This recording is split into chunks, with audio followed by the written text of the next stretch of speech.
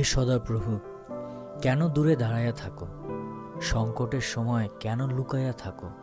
দুষ্ট গর্বে প্রযুক্ত দুঃখী আগুনে পড়ে উহাদের কল্পিত ছলে উহারাই ধরা পড়ুক।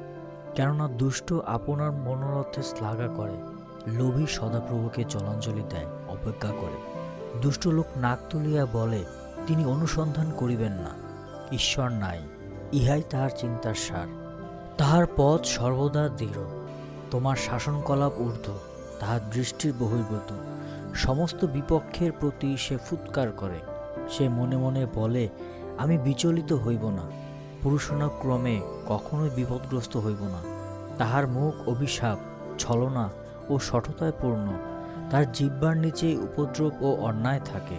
সে গ্রামের গুপ্ত স্থানে বসিয়া থাকে, নিভৃত স্থানে নির্দোষকে বধ করে। তাহার চক্ষু অনাথকে ধরিবার জন্য লুকায়িত। সিংহ যেমন গহ্বরে, সে তেমনি গুপ্ত স্থানে থাকে। দুঃখীকে ধরবার জন্য অন্তরালে থাকে, সে দুঃখীকে ধরে, আপন জালে টানে। সে গুড়ি মারে, সে অবনত হয়, অনাথেরা তাহার প্রবল থাবায় পতিত হয়। সে মনে মনে বলে, ঈশ্বর ভুলিয়া গিয়াছেন, তিনি মুখ লুকাইয়াছেন, কখনো দেখিবেন না। হে সদাপ্রভু, ওঠো, হে ঈশ্বর, আপন হস্ত তোলো, দুঃখীদিগকে ভুলিয়া যাও না। দুষ্ট কেন ঈশ্বরকে অবজ্ঞা করে? মনে মনে বলে, তুমি অনুসন্ধান করিবে না, তুমি দেখিয়াছ, কেননা তুমি উপদ্রব ও দেশের প্রতি দৃষ্টিপাত করিয়াছ, যেন তাহার প্রতিকার স্বহস্তে করো। অনাথ তোমারই উপরে ভার সমর্পণ করে, তুমি পিতৃহীনের সহায়। দুষ্টের বাহু ভাঙিয়া ফেলো, দুর্বৃত্তের দুষ্টতা অনুসন্ধান করো, যাবৎ লেশমাত্র না থাকে।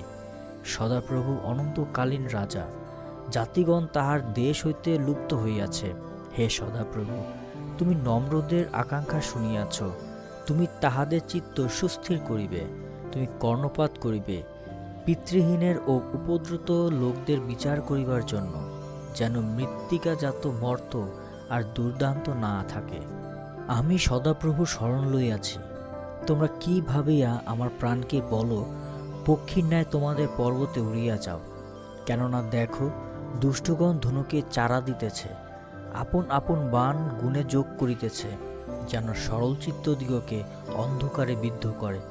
যদি মূল বস্তু সকল উৎপাদিত হয়, তবে ধার্মিক কি করিবে? সদাপ্রভু আপন পবিত্র মন্দিরে আছেন। সদাপ্রভু তাহার সিংহাসন স্বর্গে, তার চক্ষু নিরীক্ষণ করিতেছে, তার চক্ষুর পাতা মনুষ্য সন্তানদের পরীক্ষা করিতেছে। সদাপ্রভু ধার্মিকের পরীক্ষা করেন, কিন্তু দুষ্ট ও দুরাত্মপ্রিয় লোক তাহার প্রাণের ঘৃণাস্পদ। তিনি দুষ্টদের উপরে পাশ বর্ষণ করিবেন, অগ্নি, গন্ধক ও উত্তপ্ত বায়ু তাহাদের পানপাত্রের পেয় দ্রব্য। কেননা সদাপ্রভু ধর্মময়, ধর্মকর্মই ভালোবাসেন, সরল লোক তাহার শ্রীমুখ দর্শন করিবে।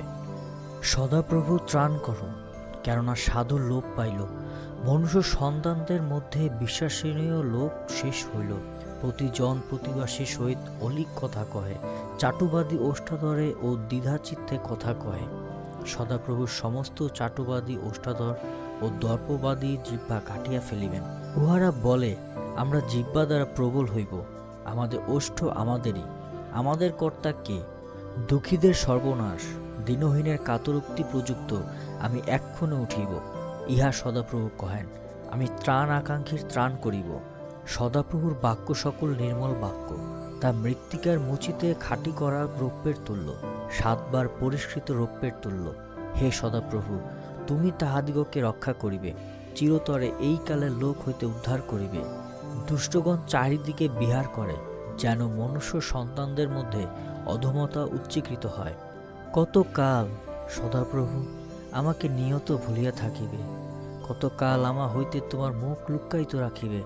কতকাল আমি প্রাণের মধ্যে ভাবনা করিব, চিত্তের মধ্যে বিষাদকে দিনমানে রাখিব? কতকাল শত্রু আমার উপরে উচ্চ থাকিবে? হে সদাপ্রভু, আমার ঈশ্বর, দৃষ্টিপাত করো, আমাকে উত্তর দাও, আমার চক্ষু আলোকময় করো, পাছে আমি মৃত্যু নিদ্রায় নিদ্রিত হই, পাছে শত্রু বলে আমি তাহাকে জয় করিয়াছি, পাছে আমি বিচলিত হইলে বিপক্ষগণ উল্লাস করে, কিন্তু আমি তোমার দয়াতে বিশ্বাস করিয়াছি, আমার চিত্ত তোমার পরিত্রাণে উল্লাসিত হইবে। আমি সদাপ্রভুর উদ্দেশ্যে গীত গাহিব, কেননা তিনিই আমার মঙ্গল করিয়াছেন।